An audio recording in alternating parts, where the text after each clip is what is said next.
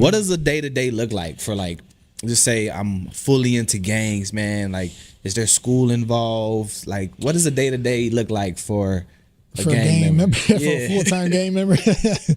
Well, I think it's not a daytime, if you will. It's really much. It's a lot of it's just night stalking. You know what I mean?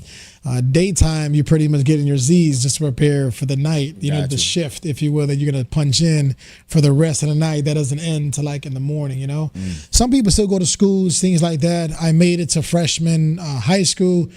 After the first report card, they kicked me out. And then from there, I continued in the journey of incarcerations and stuff. But on a day to day, man, it's really the nighttime is when everybody plays, obviously, During the daytime, you may go out, kind of get some things, re-up, whatever you're doing during the day. How you say, recopping your drugs, if you, if you're into that part of it, things like that. We had a lot of things going on for us with me and my partner. We had our place, we had, trap houses, things like that, as they call it today.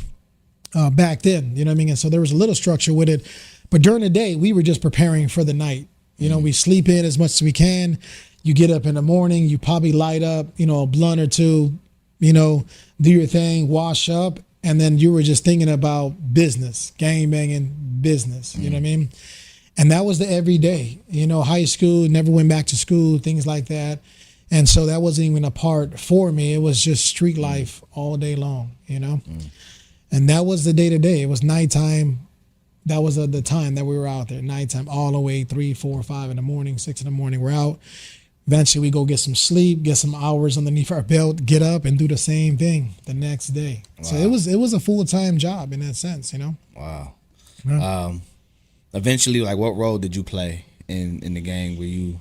So I started off, just kind of make my way up through the ranks, things like that. And then eventually, we opened up our own neighborhood. After some stuff happened, I ended up going back to Humboldt Park. We started a neighborhood there.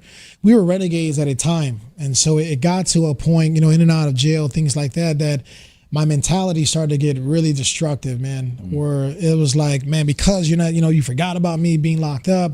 I had this animosity against my own people, you know what I mean? And so I would come out, fights, renegades, stealing guns, shooting shooting at people. So like you being separated from your original like gang, I'm doing my own thing. Yeah, like just straight renegade, like I'm doing my own thing and you guys are the ops now, and then it went from there.